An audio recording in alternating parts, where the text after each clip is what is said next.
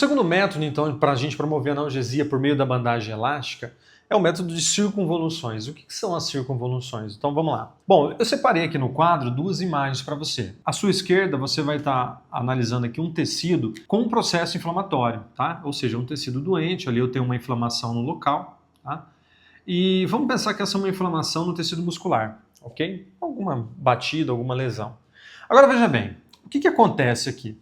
Quando nós temos aqui um processo inflamatório, né? Pensa aqui numa tendinopatia.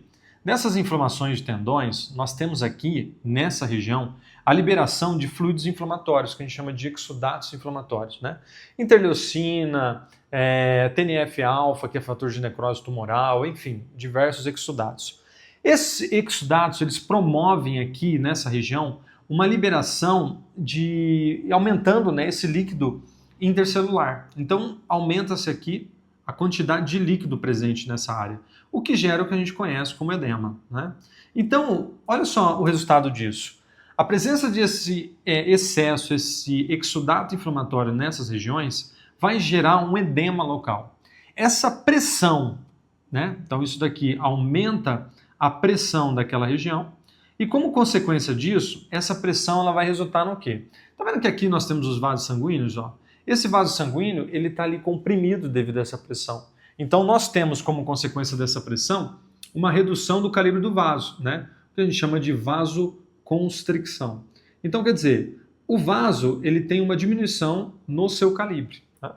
Como consequência dessa diminuição, ele não vai favorecer o retorno venoso. Então ele vai estar sendo pressionado. Além dele não favorecer o retorno venoso, nós temos ali um déficit nesse local, né, de oxigênio e também nutrientes. Então é uma área extremamente complicada, com bastante crise energética nessa região, não é?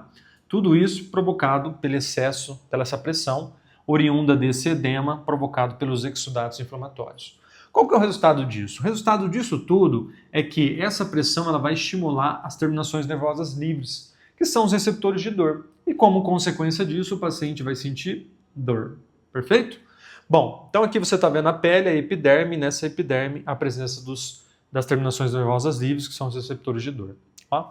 Esse aqui, pessoal, é um cenário de uma inflamação. Então é um paciente que está tendo dor, é um paciente que tem vários, né, uma liberação muito grande de exudatos, que gera pressão e estimula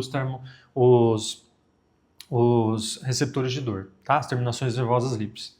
Do lado de cá, nós já analisamos um outro cenário. Então veja o que acontece, ó. Aqui eu coloquei em vermelho para você ver o taping, tá vendo? Então eu tenho o taping em vermelho. Quando eu coloco o taping na pele do paciente, esse taping, devido àquele processo elástico, devido ao elastano presente na fita, ele gera o que a gente chama de corrugações, né? Então ele corruga a pele do paciente. Essas corrugações, da gente perceber que ela fica embrulhadinha, isso nós vamos chamar de circunvoluções. Então as circunvoluções nada mais são do que esse corrugamento que acontece na pele do meu paciente. Agora veja bem, ter essas corrugações, fazer essa circunvolução, ela é importante para quê? Quando eu coloco o taping, ele aumenta esse espaço longitudinal do meu tecido. Por quê? Essas circunvoluções, ela puxa partes do meu tecido para cima. Ó. E aí, como consequência disso, eu tenho um aumento desse espaço longitudinal abaixo do local onde eu estou com o tape.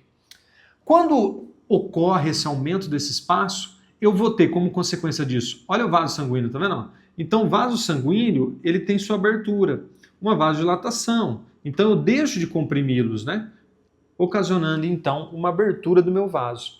Ao abrir o vaso sanguíneo, essa abertura, ela favorece com que aqueles exudatos inflamatórios presentes no local sejam removidos pelos processos circulatórios, né?